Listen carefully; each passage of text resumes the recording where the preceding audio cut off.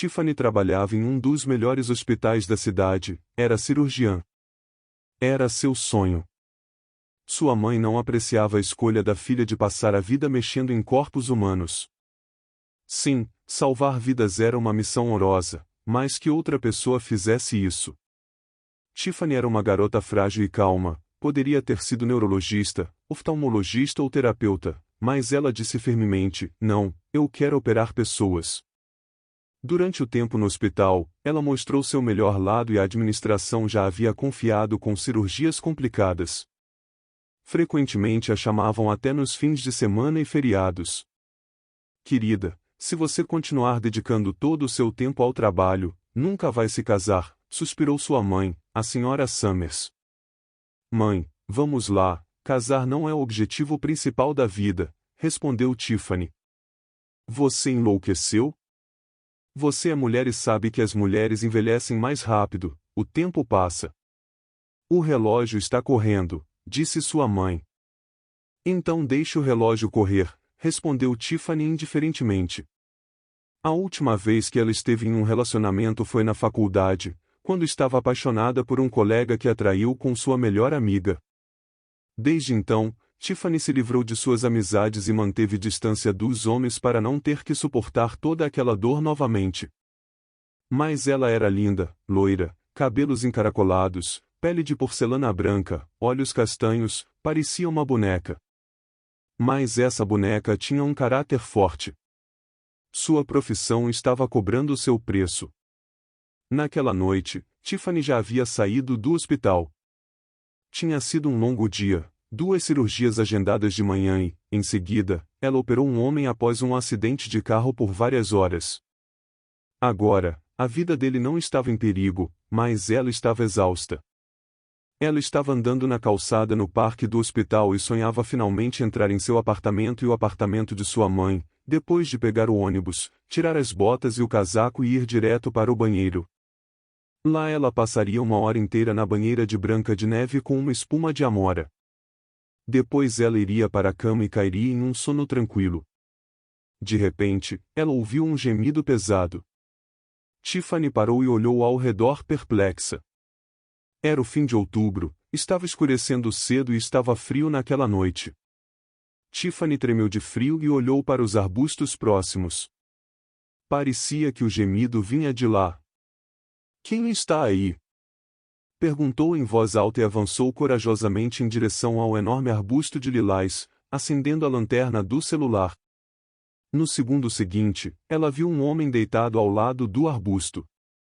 Ele se contorcia de dor, ofegando por ar, tentando dizer algo, mas tudo que saía de sua garganta soava mais como um mugido. Tiffany se aproximou, viu um homem e recuou. Era um homem sem teto, vestido com farrapos, de idade indeterminada, com cabelos sujos e barba grisalha. O cheiro confirmava novamente. Era um homem que havia chegado ao fundo da sociedade. Talvez ele esteja bêbado, pensou consigo mesma, duvidando.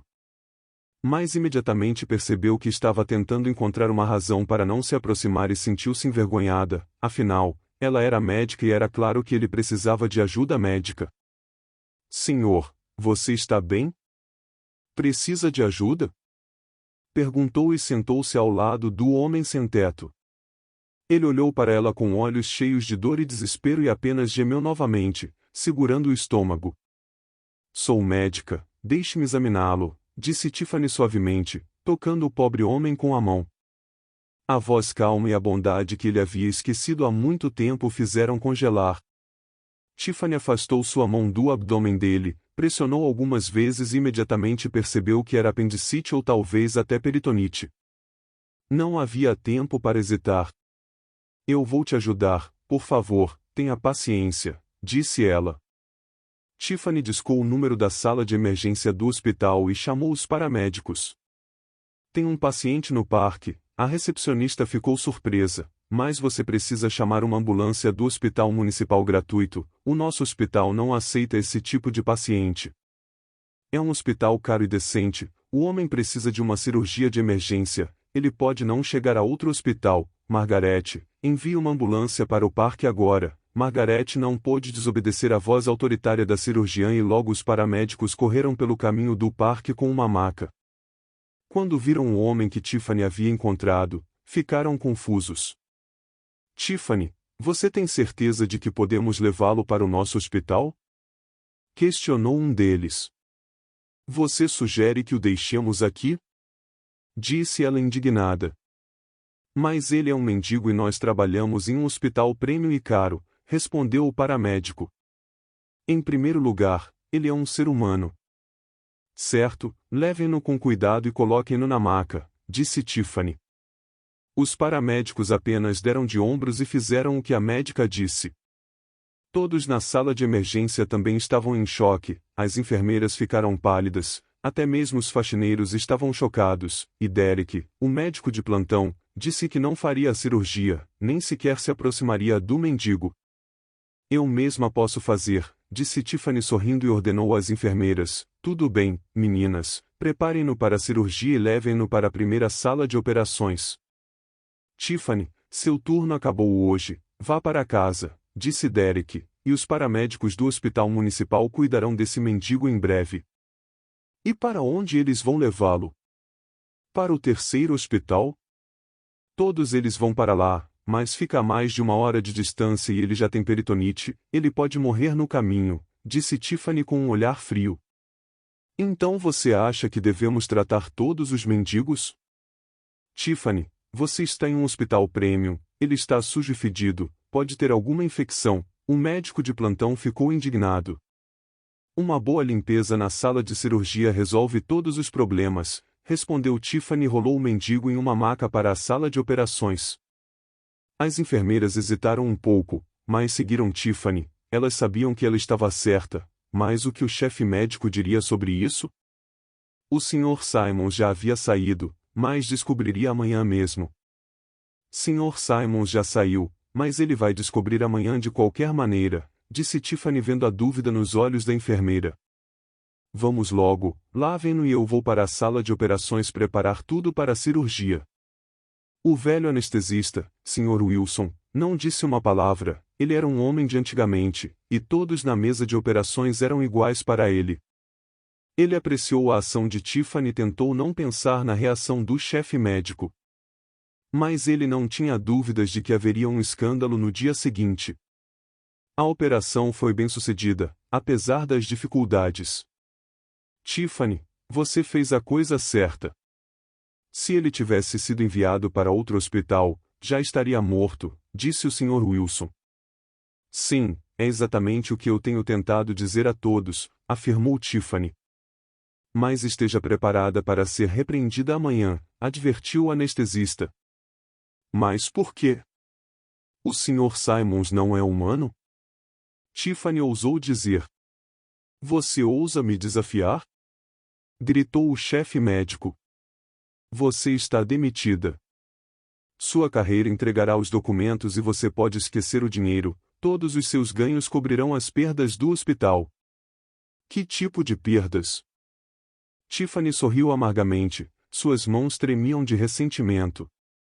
Pela higiene do hospital, rosnou o chefe médico e desligou.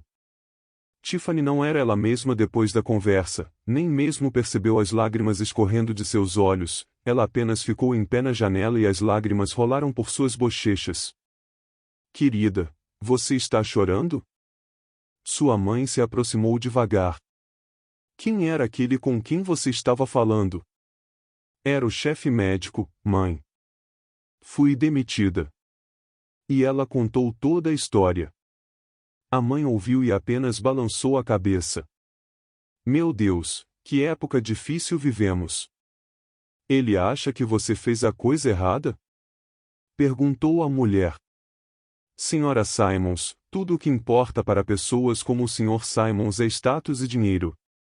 A vida humana não tem valor para ele, respondeu Tiffany calmamente.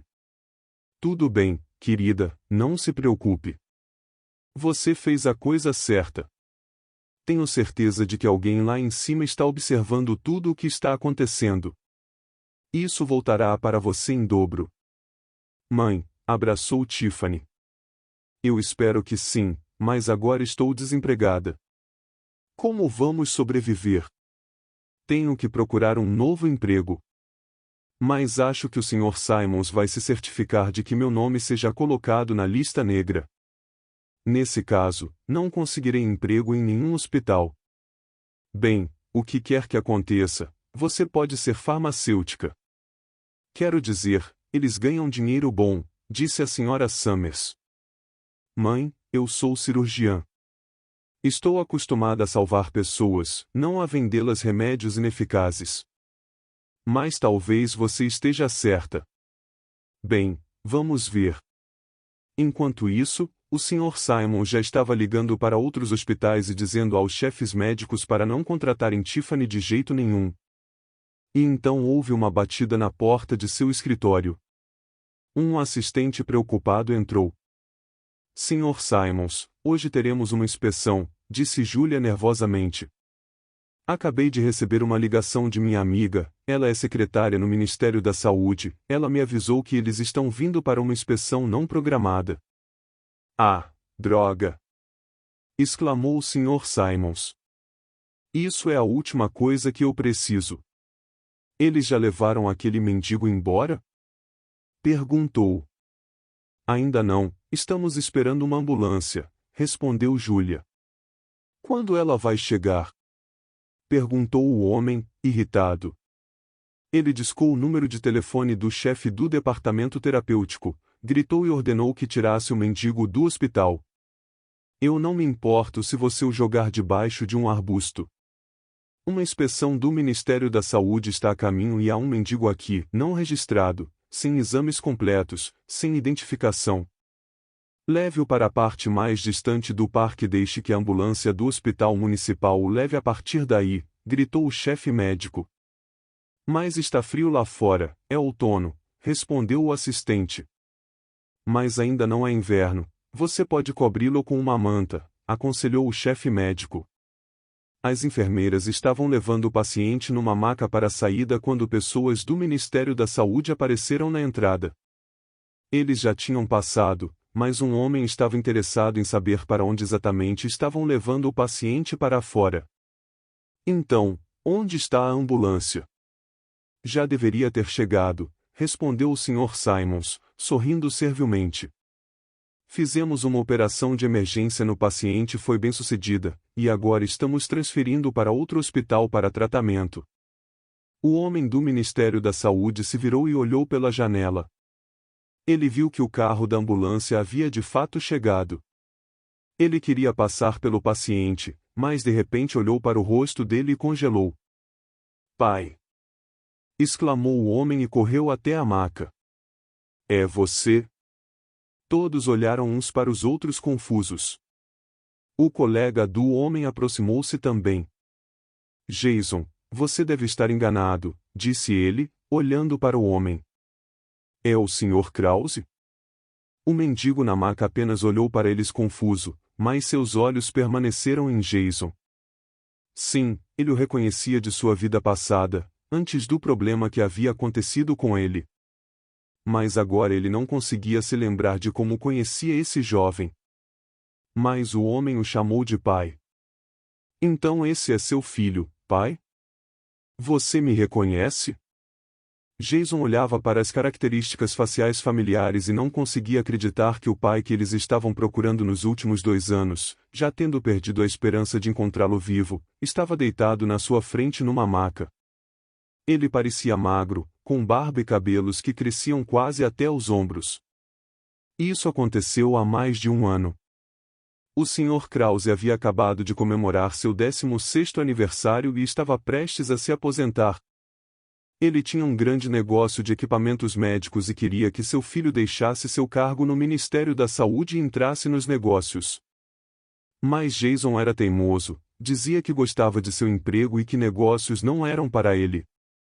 Isso deixava o Sr. Krause muito triste. Quem iria administrar o negócio então? Ele também era filho de sua esposa, um pouco mais velho que Jason, mas Paul era frívolo, arruinaria tudo muito rapidamente. Mas não havia escolha. O Sr. Krause assinou uma procuração para ele e começou a ensinar pouco a pouco ao enteado tudo o que era essencial.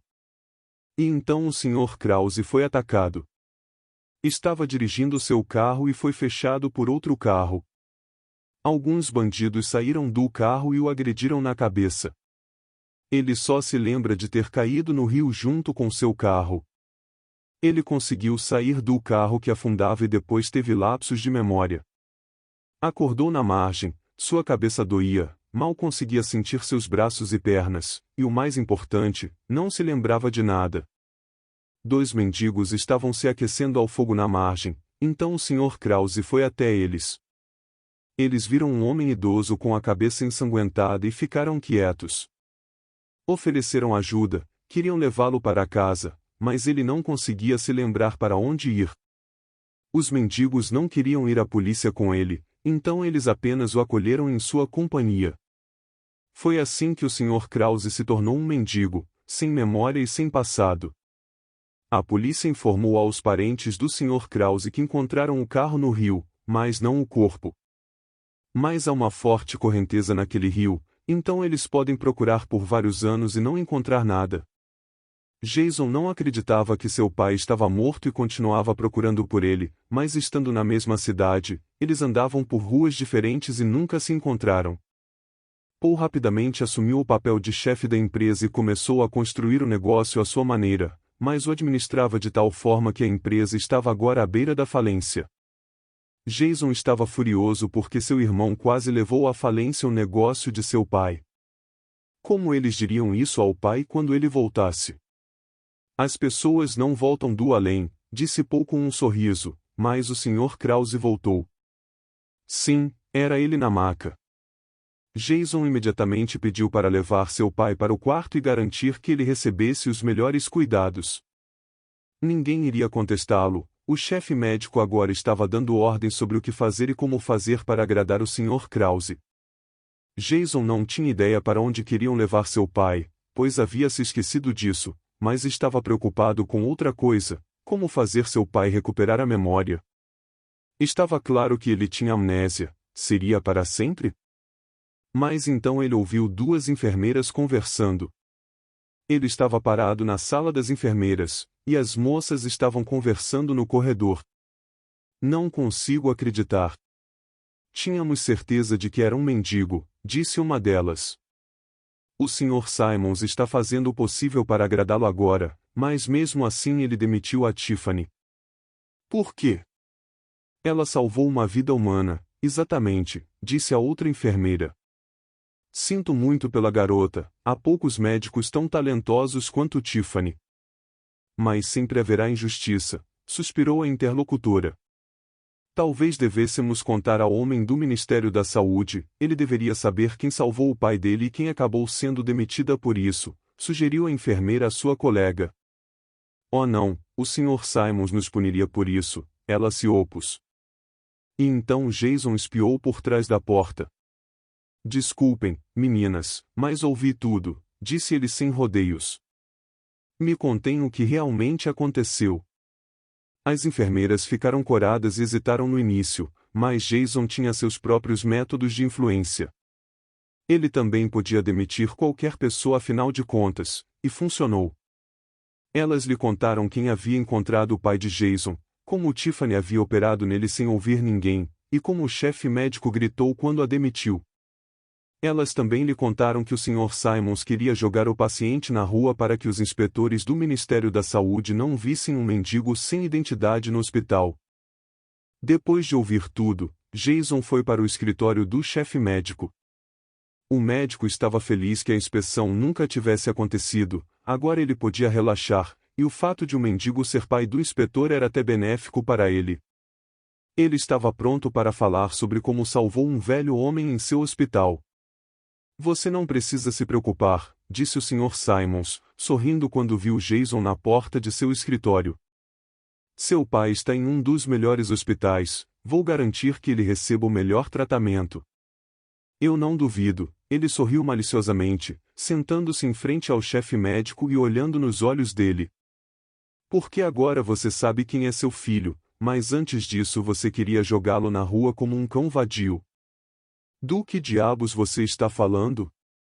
Você está enganado, disse nervosamente o Sr. Simons. Você também demitiu a garota que salvou meu pai, continuou Jason. Ela decidiu sair por conta própria, o chefe médico se justificou. Mentiroso. Eu sei a verdade. Vá até essa garota agora mesmo e convença-a a vir aqui. Jason ordenou. Entendido, estou a caminho. O chefe médico assentiu e saiu do escritório, deixando Jason sozinho. Quando Tiffany viu o chefe médico na porta de seu apartamento, ficou confusa. O Sr. Simons decidiu não enviar a carreira, mas trazer os documentos pessoalmente. Tiffany, esqueça tudo o que eu disse. Eu cometi um erro. Desculpe-me. Vamos para o hospital. O pai daquele velho homem em que você operou está esperando por você lá. Tiffany, você fez um ótimo trabalho.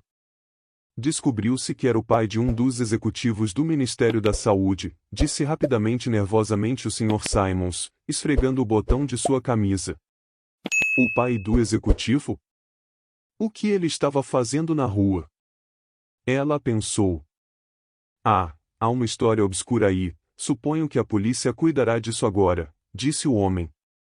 Tiffany encolheu os ombros, hesitante, mas depois pensou que amava seu trabalho e que precisava superar seu orgulho.